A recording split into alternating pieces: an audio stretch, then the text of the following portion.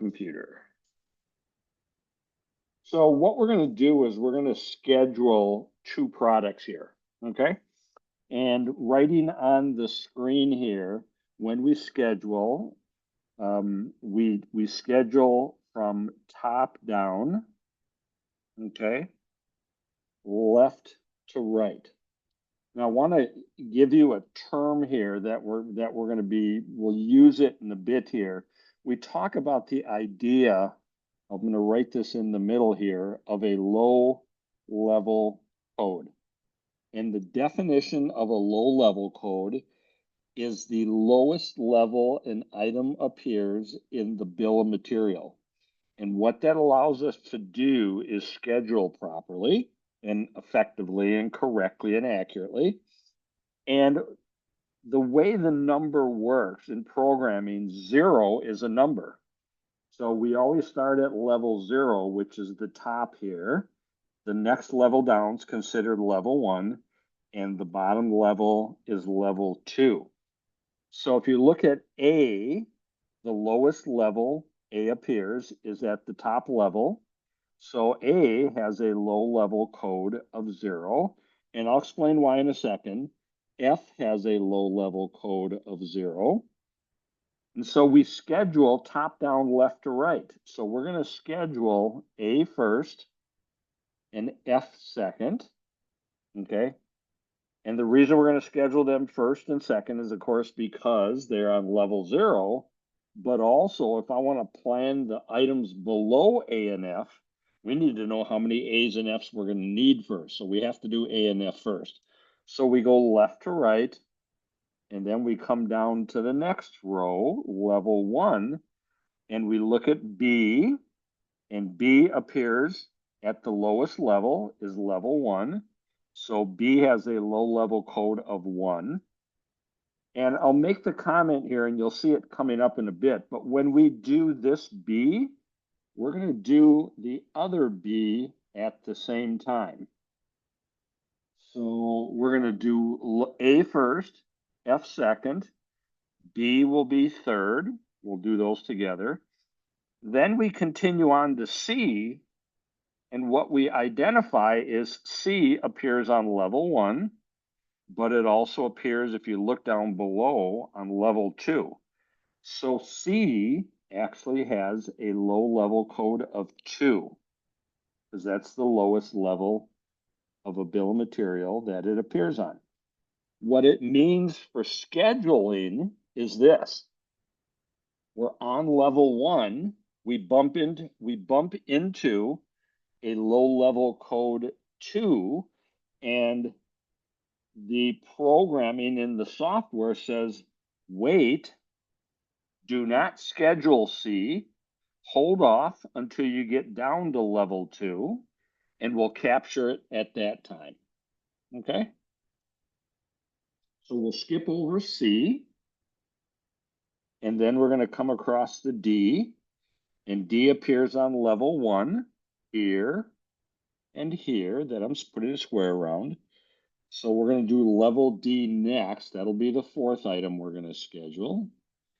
Then we keep going across and we go, oh, I did B earlier and I did D earlier, so I captured them together already.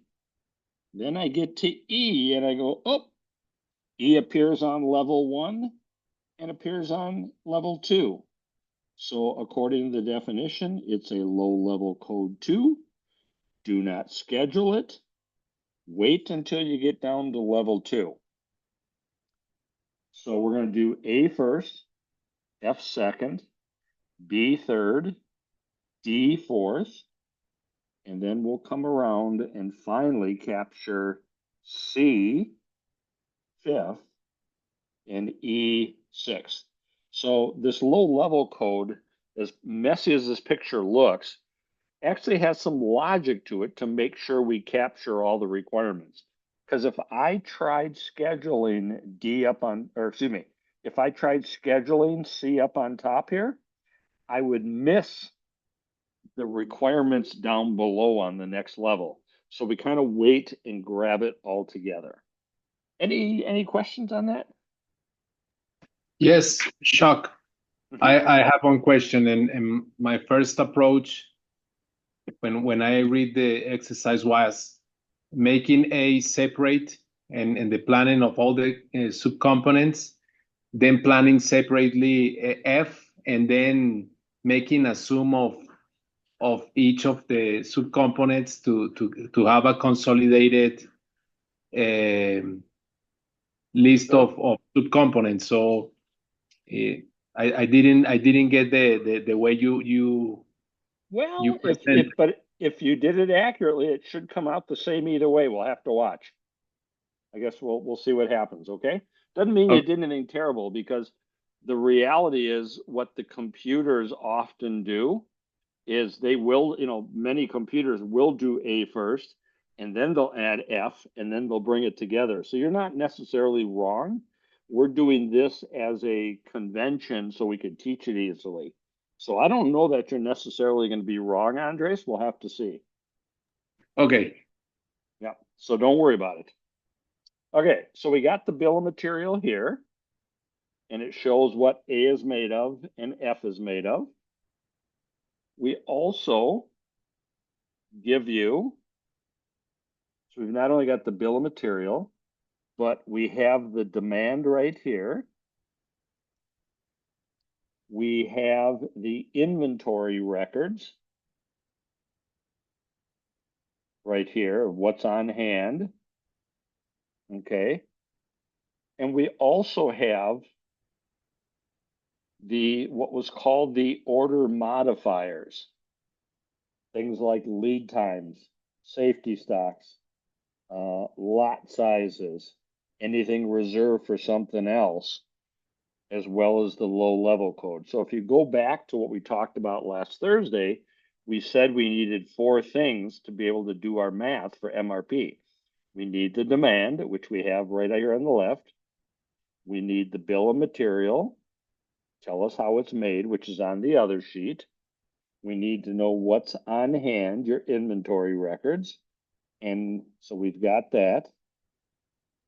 And we need all the other stuff, the we call them order modifiers, but it's like safety stocks and lot sizes and things like that. So if we've got those four, we can do the math. And what we're going to do is we're going to take all this information on this slide here, or this sheet, and we're going to bring it over to this sheet right here. We're going to put all the information in, and then we can stay to one page here. If you've got your sheets with you, like I said earlier, you're more than welcome to just follow along on my screen because it could get confusing going back and forth for you. Not that you aren't capable, but this tends to be an activity people really want to focus in on. So with the fact we're recording, it could be quite easy actually just to tag along and talk with me as we go through this, but not write anything down on your sheet and then come back and watch the video afterwards and follow along and do it yourself. So whatever's easier for you is outstanding. Okay? So any questions before we start plugging in stuff here? If you notice, in column E, this is our sequence like we were talking about, A, then F, B, and D, and then finally, oops, C and E. Okay, so that'll be the sequence of how we're going to go. So we're going to plug in all the information here. My little pen thing's not working to erase here. There we go. Okay, so let me do this. How can I shrink this down a little bit?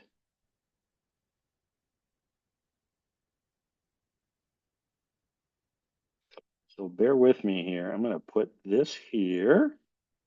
I'm going to shrink it over. I'm going to have both up on the screen so you can see it.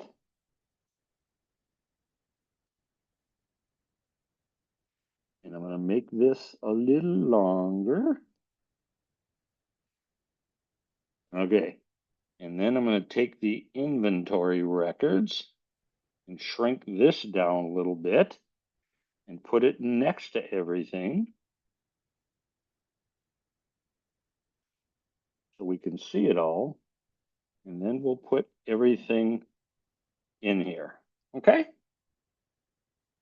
So you can kind of follow along with my cursor, and then we should be okay. So let's put in the information for A. And I'm going to go over to the left here and say, okay, for item A, the lot size, if you follow on the right here, you shrink this down a little bit more. There we go. So A has a lot size of, you see, L4L. That's kind of my shorthand for lot. And if you look to the right, it says the lot size order quantity is 1, which means we're going to make exactly what we need, no more, no less, whatever that number is. So on the left side, I'm going to put a lot size in of 1. The lead time for A, if you look over on the right, if you follow my cursor, is 2. So it takes 2 periods to build A. Allocation, by definition, means is there anything of what's on hand reserved for something else already? And this is saying no, 0. So we have 0 allocated. Okay. Safety stock for A, no safety stocks. Okay. And if you look way over on the right side, I kind of scrunched it over a little bit. You see the on-hand quantity for A is 0 on hand. So what I'm going to do, and I still need to explain this, is I'm going to put a 0 right here. PAB is projected available balance. And we'll come back and look at these. But this is our on hand. PAB is another way of saying what's on hand. Okay? Any questions with what I've done so far? Don't feel bashful. Okay, let's do F now. Start on the left side. The lot size for F is 1, according to our table. Lead time, if we look over on the right, is 1 time period. 0 allocated, 0 safety stock. And if you look again for the on hand on the right side, we have 0 Fs on hand. So I'm going to put a 0 right here. That's typically where we put our on hands. Okay? All right, let's go down to B now. We look at B. The lot size is still lot for lot, 1 for 1. The lead time way over on the right for B is 1 period. Allocation for B is 0, so nothing's reserved. Safety stock is 0. But if you notice over on the right for what's on hand for B, we have 100 on hand.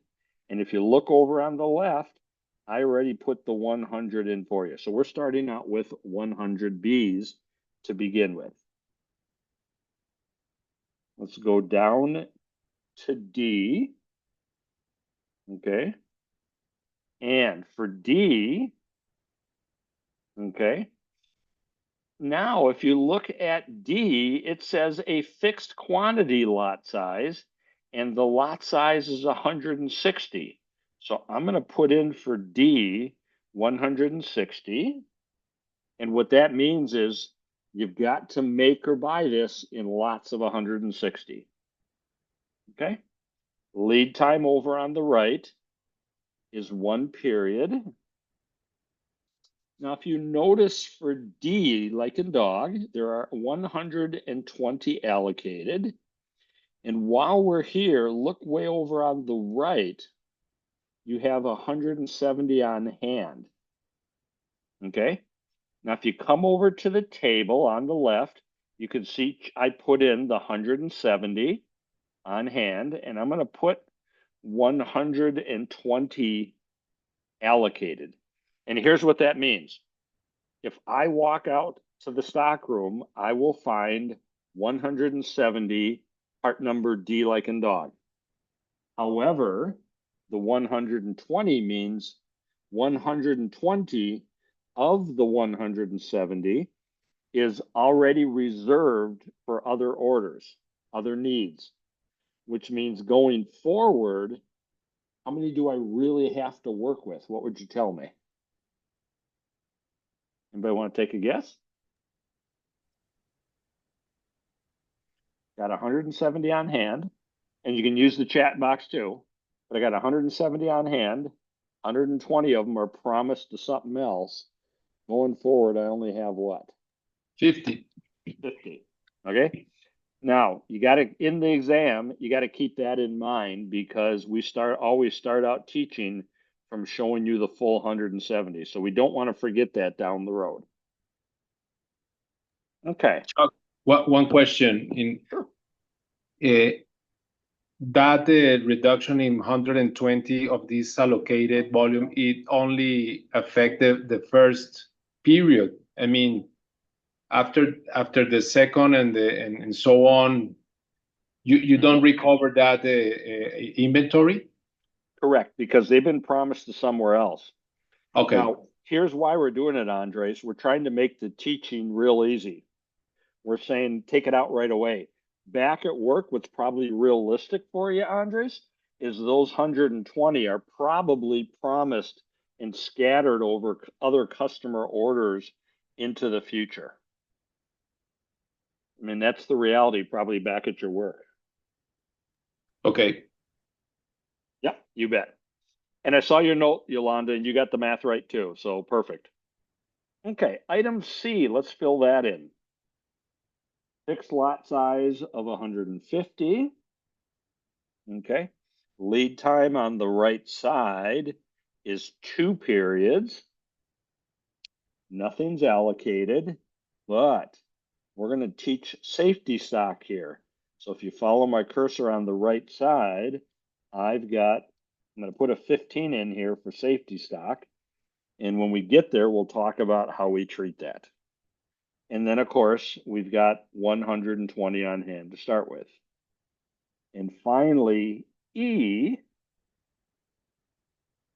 we'll fill that in, has 140 for the lot size.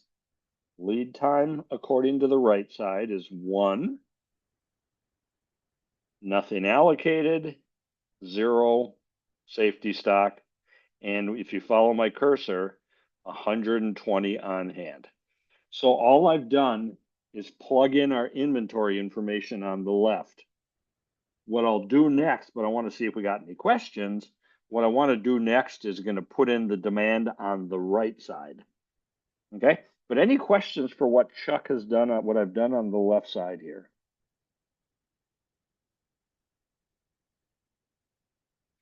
Okay, let's come over to the right side now, and we're going to put the demand in here. Okay, we're going to plug that in, and I'm going to shrink this down a little bit because we just need this stuff here. Go over, stretch this out a little bit. There we go. So A and F, these are, if you look at the bill of material, A and F are the finished part numbers. These are the parent items. These are the end items, finished goods, whatever you want to call it. Okay. We've got a demand for 10 pieces in period 4 for A. So I'm going to put that in right here. I'm going to go to period 4. Gross requirements. Let me define that while I'm here. Gross requirements is total requirements. Gross as in total. Doesn't matter whether it's forecast or customer orders, it's a demand. So I have a demand. We're going to, well, we don't know, but I'm going to put in 10 in period 4. So we've got a customer or a forecast that is saying, I want 10 in period 4. We have 100 in period 6. and 10 more in period 8. These are due dates, okay? This is when the customer wants them. Then I'll go down to F, okay? Do F, we have a demand for 20 in period 5, 20 in period 6, and 10 in period 8. So I put that in. Any questions on those two? Now C is an interesting one. This is saying C has a demand for 10 pieces in periods 1 through 8.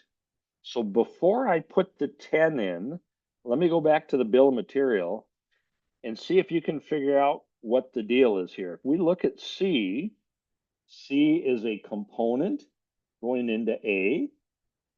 C is also a component that goes into B. It's used in 2 different places.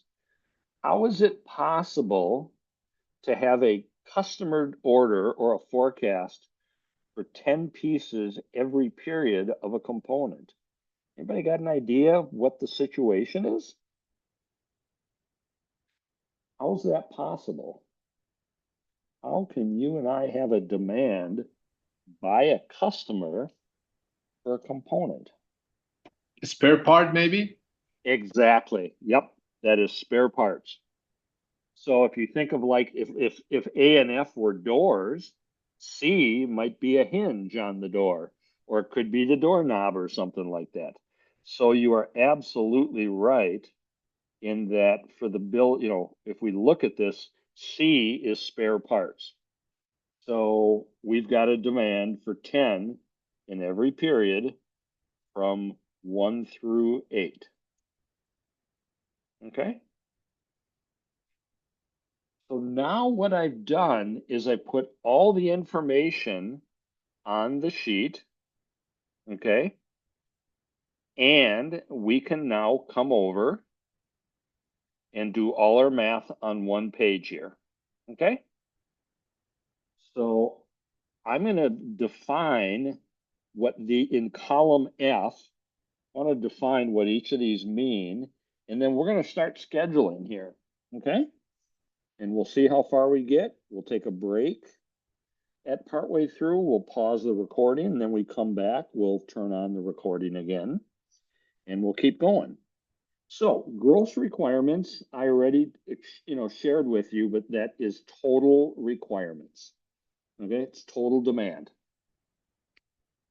If you'll notice, we have scheduled receipts and planned order receipts.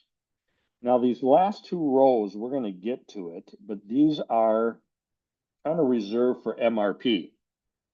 This is where MRP says, oh, you got more demand than you got supply. I think you need to build something. My recommendation is you plan an order to be received in on this date. And we'll come back to that. A scheduled receipt is saying, I have an actual order for A that is scheduled. Since A is a finished product, this scheduled receipt is an actual shop order out on your factory floor. If A was a purchased item, then I would have an actual purchase order at my supplier for this. So it is an actual order. It is scheduled. PAB, projected available balance. We start out, I'm going to circle, I'm going to go down to B. We always start out with the number on hand. You could physically walk out to your stock room and find all 100 Bs. Going forward, though, projected available balance is really saying this. Hey, for each period, after we look at all supplies and demands, what's left over? Okay, so it's kind of we project, we're looking out forward. In other words, you and I are standing here at time 0. Computer's doing it like this real quick, and it projects out to the future. And each period, it's saying, here's what I think here's what I project the available or leftover balance to be at the end of the period. So it's kind of looking out to tell us what our on-hand balances are going to be. Net requirements is saying this. It's asking the question, am I short? Because it is possible and probable that at some point we're going to have more demand than we have on hand, which means our projected available balance is initially or beginning wise going to go below zero. And so we need the net requirements row to ask the question, are you short? And how much are you short? Because if you're short something, MRP gets all excited. If our MRP could have a personality, MRP gets excited and goes, ooh, ooh, ooh, you got a shortage. I'm going to plan an order to come in, and I'm going to recommend how much and when you need to get it in by, the receipt date, and when you need to start it or release it based on the lead time. So that's what all of our rows will be for every item. Any quick questions I can answer on that so far? If not, we're going to work left to right. Now, a period, time period, I tend to by habit talk about weekly time buckets, but the reality is time periods could be days, they could be weeks, they could be months, they could be quarters. It's entirely possible your system back at your work is so dynamic that you have no time buckets, you have no time periods because you're working as fast as hourly and minutes. Okay, so we talk about these periods as time buckets. I'll use week as an example, but the reality is the time periods can be any combination of whatever you want. Okay, so let me take you through. I'm going to get you in the habit here. And again, feel free to jump in and answer my question or use the chat box. I'm not talking down to you when I do this, but I'm going to get in the rhythm of every single period going, supply is this, demand is this, am I short? Yes or no? And I'll be looking for a yes or no from you. And I'm trying to get you in that rhythm that MRP is a lot of it's really just looking at supply versus demand. Am I short? So wherever I've got a blank, let me do this for A so you see what I'm doing. Wherever we don't have a demand, I'm going to put in zeros for the moment. Okay. And let me do that for F as well. Once you get in the rhythm, we won't have to do that for the other components because we'll recognize if I've got a blank gross requirement, there are no demands, there are no gross requirements. But let's look at period one here for A. I've got zero on hand and zero demand. Am I short? What would you tell me? Not a trick question, I promise. Zero on hand, zero demand. I got two folks in the chat box saying, oh, 3, 4, 5 people all saying, nope, not short. MRP is very comfortable with zero on hand.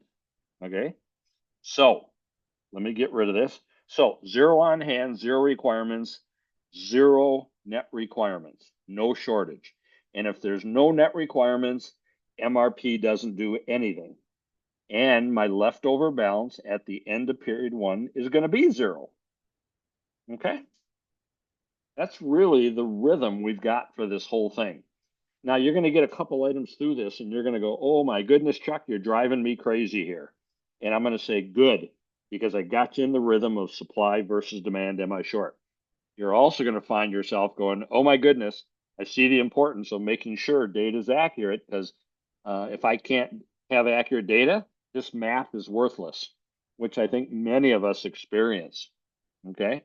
And then all of a sudden we get into a node of, or kind of an idea of, oh, it really is important to have data accuracy because I don't want to do this by hand. Okay, so period two, I finished period one with zero. I go into period 2 with 0. Same question again. Am I short in period 2? And your answer is going to be, No. Yolanda says no, and Gabby says no, and you are right. So no net requirements and no shortage and nothing left over. Period 3, would it be safe for me to say period 3 is going to be the same as period 2? Got 0 on hand? Don't need any in period 3? No shortage. Because I don't need anything. So, quick show of hands. How many of you, though, are finding yourself saying, whoa, wait a sec, Chuck, but you got 10 in period 4, and with a 2-period lead time, don't you have to start it in 2? Did anybody find themselves thinking about that? If you did, you're really close, okay? We're now in period 4, and here's the situation. I got 0 on hand, okay? And I need 10. Am I short? And you would say, yes, you are correct. And in fact, I'm short all 10 of them because I don't have any on hand. So I'm going to have a net requirement of 10 or a shortage in period 4. Now, what MRP is going to do, MRP is going to look at this and say, okay, if you are short 10 in period 4, I'm going to go all the way over to the left and look at the lot size. And it's going to say, ooh, lots of 1, make exactly what you need. So if you are short 10, your MRP is going to say, then you need 10 based on the lot size. And my recommendation as MRP is you plan the order to come in, plan the order to be received in period 4. And based on a 2-period lead time on the left, start it in period 2. And since you need 10 and I'm making 10, I'm going to have how many left over?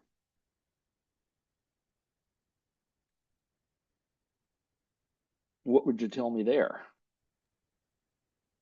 None. And Herman's got it right. And yes, Ms. Kirksky's got it right too. I'm going blank on your first name, so I apologize. I'm going to look it up at break here. So It's okay. It's Michaela. Michaela, that's what it was. How was vacation, by the way? It was great. Thanks for asking. It was Yeah. great. Don't say anything more because we're recording it. Nobody else needs to know. Okay. But yeah, because I'm hoping to put this out on YouTube so you have it available for you too, and the rest of the world doesn't have to know. So yeah, I've got 0 left over. So here's the point I want to make. 2 points. Dynamic wise, the way the system operates is like this. We're here at time 0. We're looking out ahead to 4. And while we're still at time 0, it's backing up to say, started on period 2. And as long as that's out in front of us, we're okay. So it's kind of a leap out or a look out to the future, back up to start scheduling it. Okay? So that's kind of what's happening here, why we didn't do anything earlier about this item. The other thing also is if you find yourself at work or here, you were tempted to say this, wait a second, I think the planned order receipt should be in 3 and release it in 1. Here's the response you're going to get from MRP. Why would you do that? You don't need it till period 4. Why would you want it to come in period 3? Sorry, I'm going to leave it at period 4 and period 2. So to the computer programming, unless you've got something that tells it otherwise, it's like a literal just in time. Now, you and I may intervene, and that's what we're hired for. And we may say, yeah, you want it to come in period 4, but I'm going to make it come in period 3. I'm going to override you because I know the company I work for, and this is what we got to do to stay ahead of it. We could get into other conversations, but you can overrule a planned order receipt and a release and do something different. But to the system, it's saying, but I don't need to. I'm not going to do it. Okay. Okay. So let's finish this out. And I can see we're going to need this between this session and the next session probably, but that's all right.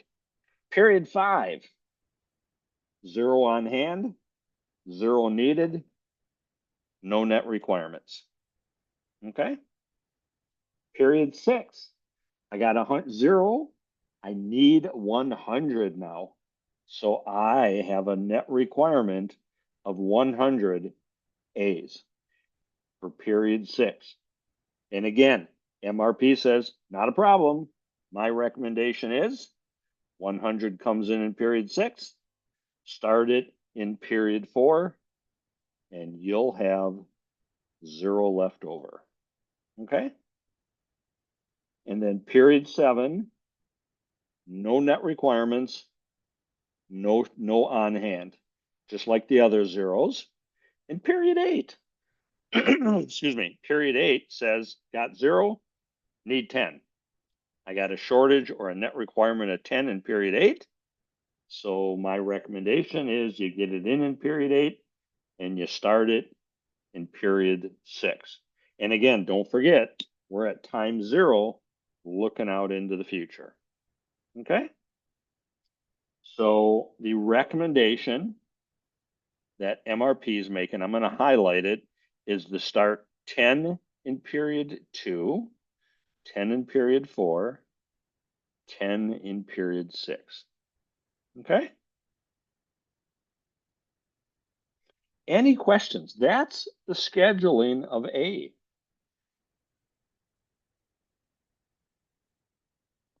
So let's do this actually before we take the break. Let's do any questions on this? F, so let's go back to the bill of material real quick here. We just scheduled, okay? We just scheduled A, so I'm going to exit off. And let's do F real quick while we're here, and then we'll take the break. F is going to be just like A, but different quantities and different dates. We got 0 on hand, which means for the first 4 periods, what's going to happen? Now that you saw what happened at A, what's going to happen for periods 1, 2, 3, and 4 for item F?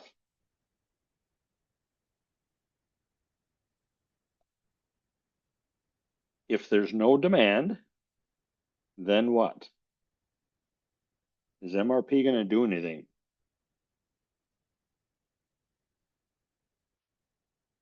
What do you think? Got nothing on hand, no demands for the first 4 periods. What's the computer going to say about F? It doesn't make anything. Exactly. It's going, huh? I don't need anything in period 1. I don't need anything in period 2. I don't need anything in period 3. And I don't need anything in period 4. Because there's no demand, I don't need to plan. No demand equals no plan. So you're absolutely right. And then it gets to period 5 and does what? And you're right, Arissa, it does nothing. Period 5, now I got 0 and I need 20. And MRP says, cool, you're short 20 pieces in period 5. And based on MRP, or if we look over to the left, the lead time is only 1 period. And the lot size is lot size of 1. So if you want 20 in period 5, you better plan an order receipt, better plan an order to come in for 20 pieces in period 5, and you better start it in period 4, and you got nothing left over because you made exactly what you need. Period 6, got 0, need another 20. Same deal, but just a different time period. I'm short 20 in period 6, which means I better get in 20 in period 6, and I better start it in period 5. And I got nothing, 0 left over. And 7, no demand. no plan. Still got a 0. In period 8, I need 10 in period 8. I got nothing on hand. I better say I'm short 10 in period 8. So MRP can say, that's cool. I'll get in 10 in period 8, and I'll start it in period 7, and 0 left over. Okay? So much faster. Let me highlight these in yellow. We went through F a lot quicker than we did A, because we're in that rhythm of what? Supply versus demand. Am I short? But it doesn't matter on what the part is. Every period it's looking out and the program's doing what? What's your supply? What's your demand? Are you short? If you're not short, nothing's going on. No demand, no plan. If you are short, then you got to get something in and you better figure out when to start it. And as long as the start and the due date are out in front of us, we're in good shape. Okay? Now, we're going to take the break for a second. When we come back, we're going to do B. If you notice, we have no gross requirements for B. Okay? So we did A, we did F. Don't answer it right now, but the first question, because we got to have some demand, my first question when we get back from break is going to be, where does B get its demand from? So let's take a 10-minute break. I'm going to pause this. And when we come back, that will be our first question. Where does B get its demand from? Okay? So I will pause.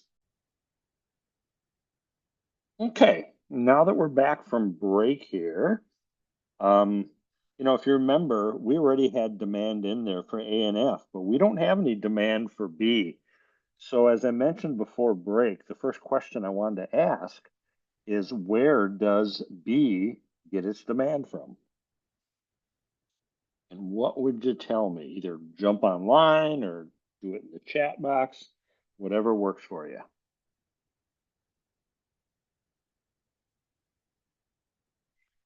And then we'll follow along with you here. Where does B get its demand from? Looking at the bill of material. Oh, we got a couple up in the chat box. Let's see what we got here. A and F, demand from A and B, demand from A and F. I've even got demand from C and E. So here's what we're looking at. So they're all choices that are going to show up on the exam. I got to tell you that. So I'm glad to see that. We always look up to the parent. If we look at A is a parent for B, C, and D. Okay, F is a parent for B, D, and E. When we look below B, so let's just look at B, it says a quantity per of 1. And what that means is 1B for every 1A. We always talk about the quantity per as quantity per one parent. So it's 1B for every A, do this path right here on the left, and 1B for every F. Okay? So I'm going to take that, bring it over to our spreadsheet, write it down on the right side so we don't forget it. We want 1B for every A and 1B for every F. So here's what it means. Let's look at the first demand for A. Okay, I want to start 10 A's in period 2. That means I'm going to have a gross requirement of 10 B's in period 2. So here's the story behind it, and then jump in if you got questions. If I'm going to release a shop order in period 2 to build 10 A's, and I want them done in period 4, but if I'm going to start it in period 2, then physically I'm going to go to the stock room in period 2 and say, give me 10 B's. So the gross requirement is tied directly into the planned order release of its parent item in the same period.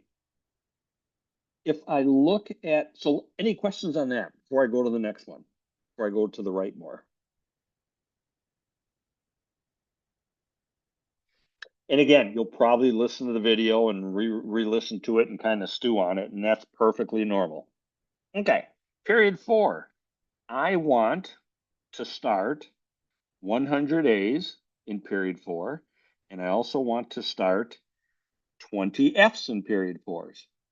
So if it's 1B for every A and I want 100 A's, and it's 1B for every F and I want 20 F's, in total, how many B's am I going to need? And let me open up the chat box and see what you say.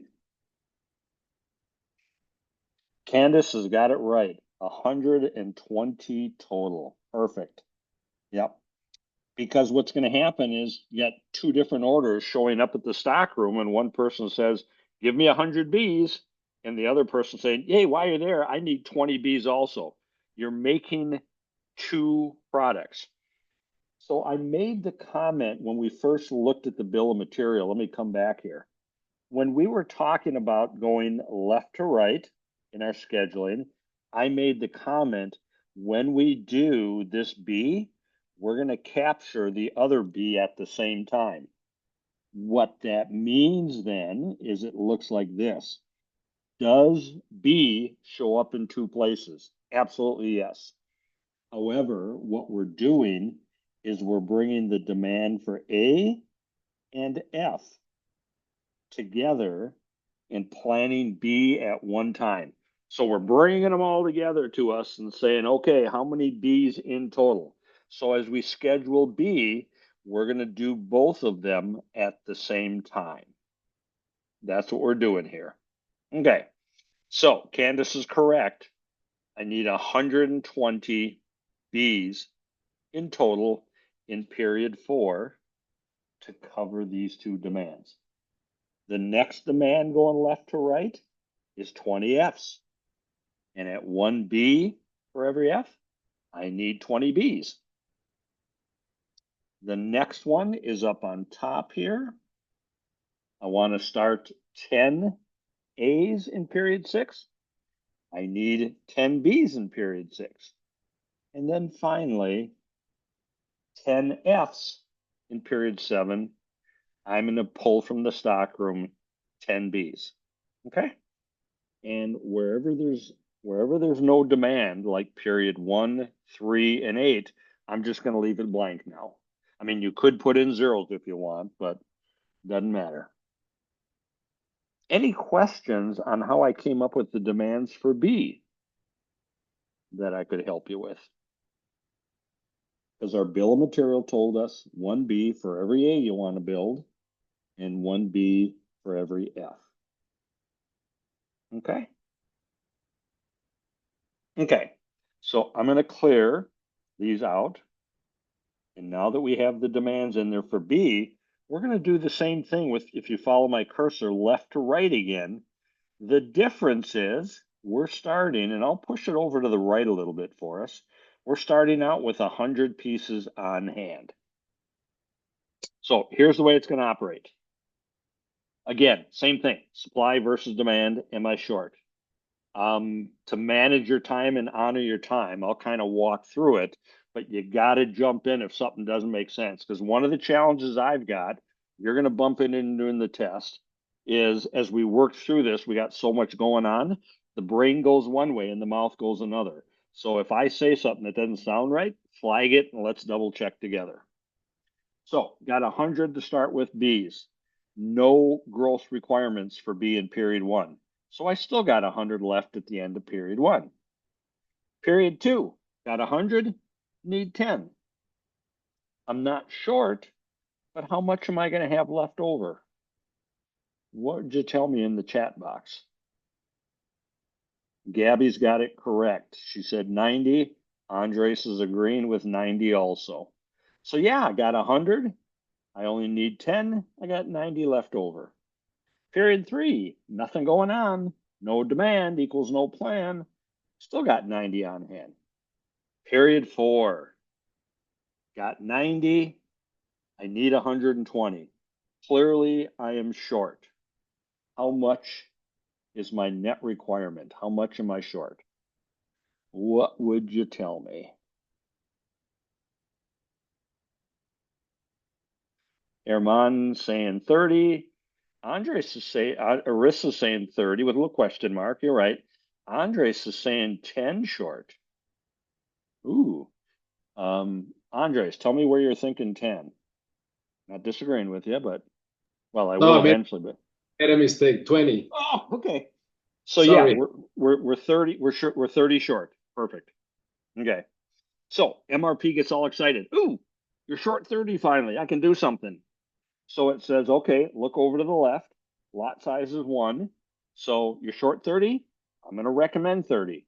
And I'm going to recommend you get them in period 4 because that's when you need it. And the lead time on the left is 1 period.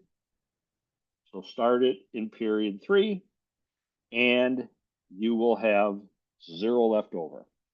So here's something I want you to think about. Whenever you have a lot size of 1, or lot for lot or discrete, whatever you want to call it, whether you have inventory on hand or not at some point, because you will use up all you got on hand and you will never have anything on hand again because you're making exactly what you need. Okay?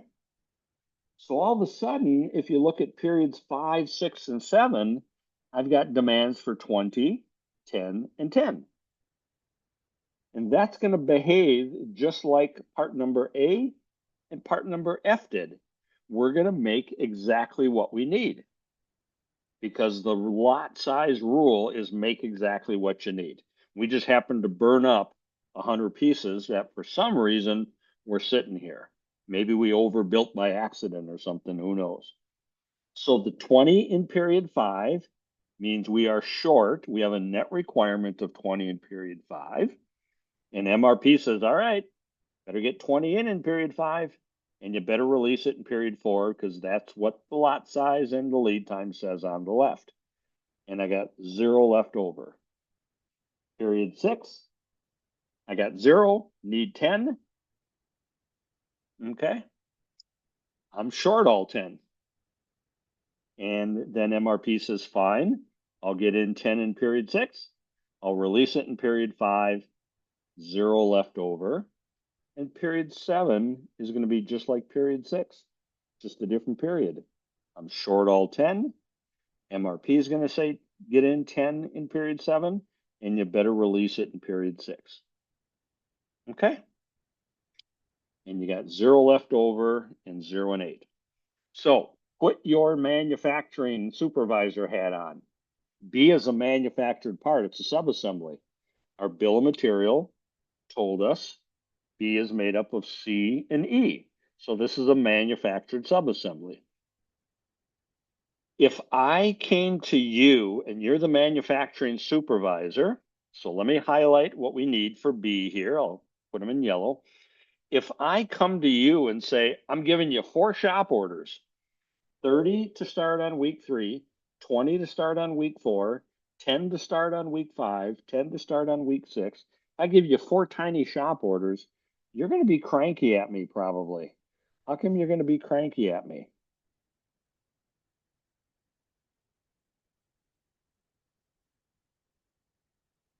It's too little of a production plan? Yeah, you got it right, Herman. You're probably going to say, Chuck, could you combine them and I'll do it in one setup? And I'd say, yeah, let me check, make sure I got all the parts for you. But if I do, I'm okay with that.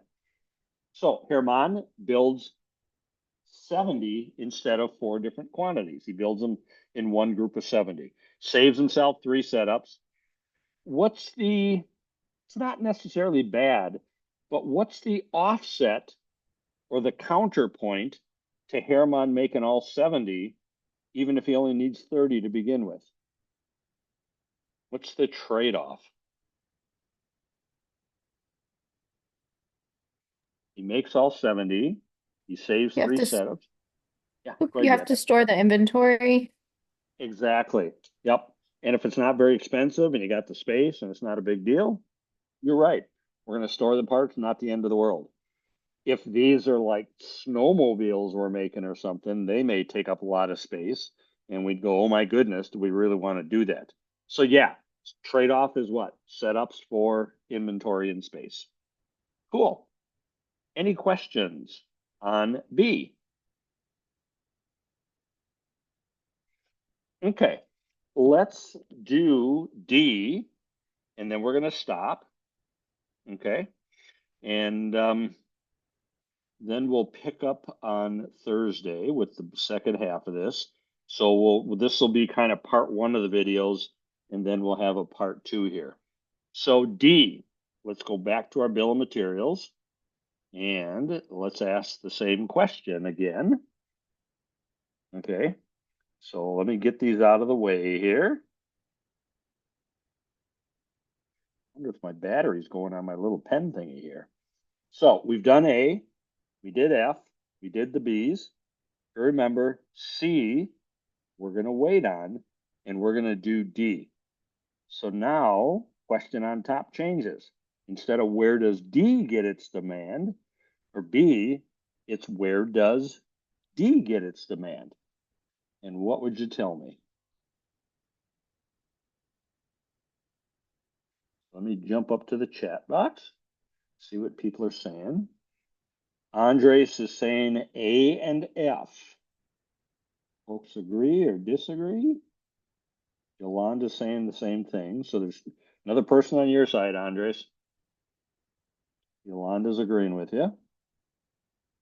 And let's take a look. Here it is right here. 2 D's. I'll write it up here. 2 D's for every A. And on the right side, I'll make the arrow 1 D for every F. Okay? Boy, that didn't quite come across very well, did it? Okay, so let me come down here and put that on the right side here. 2 D's for every A, 1 D for every F. Okay? So let's go back up on top, and I'll leave them highlighted. So if we go up on top, here's the A's. Oops. Hang on a sec here. I think my little marking pen is kind of flipping out on us here. It's probably saying time to hang it up for the night. So I'm going to drop my arrows again. I want 10 A's in period 2. I want 100 A's in period 4 and 20 F's in period 4. I want 20 F's in period 5. I want 10 A's in period 6 and 10 A's or 10 F's in period 7. You can see where my mouth and brain are going 2 different directions. So let's look at this first one. I'm going to bring my cursor over here to period 2. If I want 10 A's and it's 2 D's for every A, I am looking for 20 D's. Okay? If I go to period 4, I want 100 A's and it's 2 D's for every A. So I need what? 200 D's. I'll write it in the right side here. I also want to build 20 F's, and it's 1 D for every F. So I need another 20. So in total, I'm going to need, and check me on my math if I got it right or wrong, I'm thinking I need 220. I always take my exams in the morning because by the end of the night like this, my brain's ready to shut down. So this is when I make dumb math mistakes. So if I get something weird, don't hesitate to say something. I'm not trying to mess you up on purpose. Okay, 20 F's in period 5 means I'm going to need 20 D's in period 5 because it's 1 D for every F. Period 6, up on top. I want 10 A's, so I need 10 D's. Period 7, I want, oh, boop, boop, boop, boop, boop. Everybody catch my mistake? What did I screw up on period 6? I just saw it too. What did Chuck do I would need wrong? 20. Yeah, it should have been 20. I missed 2 D's for every A. And truly, I'm not trying to trick you, but this is that classic case of if we're not sharp when we're doing this, this is why it's thank goodness the computer does this for us. Period 7, I want 10 F's, so I need 10 D's. Okay? Now I think I got it right. Is anybody seeing anything different? Silence must mean we are okay. Okay, so let me clear this out. And we're going to go through left to right, supply versus demand. Am I short? Okay, so I'm going to push the 170 over to the right. We got 170 on hand. Period 1. I've got 170 and I don't need anything. Am I short? What would you tell me? Let me jump up to the chat, and it says Yolanda's saying no, and Andres is agreeing. Gabby makes 3. So no negative net requirements. And my projected available balance is going to be what?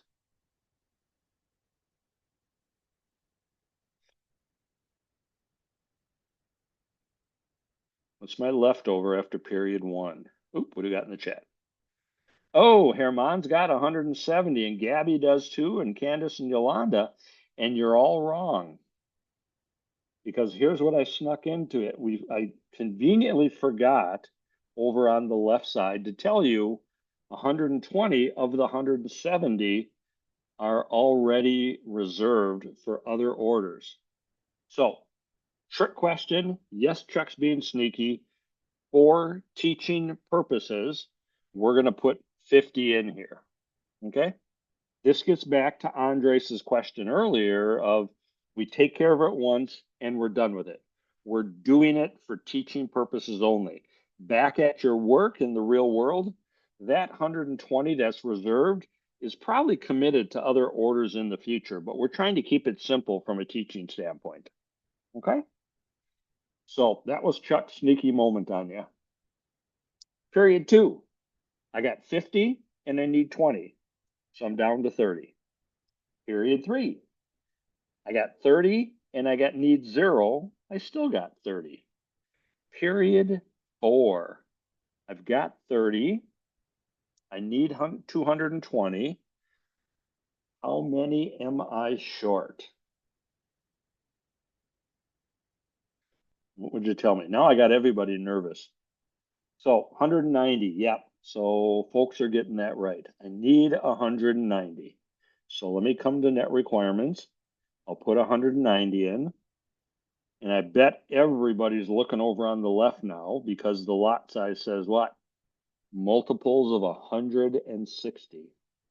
So if I'm short 190 and they're multiples of 160, MRP is going to say you better get something in period 4 because that's when you're short. But the quantity you're going to recommend is what? I need 190, but I got to do multiples of 160. Bingo. Nelson's got it. Arissa's got it. Yep. I'm going to recommend 320. That's the first multiple over 190. And the lead time's 1 period. I'm going to recommend you start it in period 3. Okay. So I'm going to go clear out a couple things here. So we got some room. Let me do the math on the right side here. I'm going to kind of build a glass here. We had 30 to begin with, and MRP is saying bring in another 320. So I have 350 to work with, don't I? And I need 220 of the 350. So my projected available balance at the end, if I'm doing it right here, and my brain's shutting down too, is 130 left.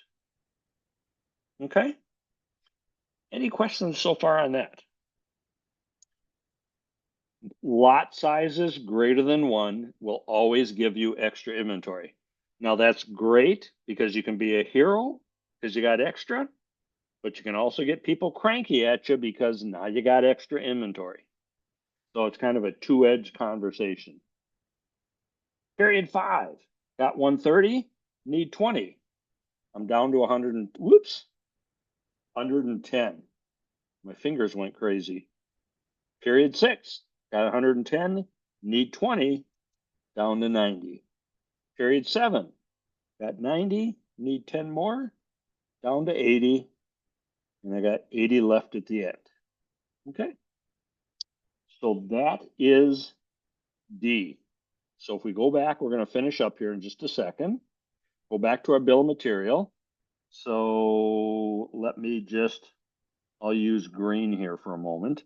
We scheduled A, we scheduled F, then we came down and we did the B's together. We're weighted on C and we did the D's together. And now we bump into E, but E is down here on level 2. So we're going to wait here, come down to the next row and do C. We'll not only put the 2 together, but we'll grab the C from above and we'll do them all at one time. And then we'll do the same thing with E, is we'll grab it here, here on the right, and up here. We'll kind of smush them all together, okay? So now we're down to our last 2 items, which we will do on, when we get together on Thursday. We add one different thing here. Look over on the left for C. We're going to add in, if you look up on top, safety stock. Okay? So we're going to look at what's the impact to safety stock. And we're going to have a lot size of 150. And we're starting out with 120. Okay? So let's stop here. Our next session is in 2 days. We'll pick up and do C and E, and then we'll have 2 recordings. And I will email them to you direct so you can grab them. I'm also going to put them out on the YouTube channel so that if you need to share it with somebody else who didn't make it tonight, or you lose the recording or don't have space or whatever, we'll always have it retained in history out on the YouTube channel, okay? So let me stop the recording here.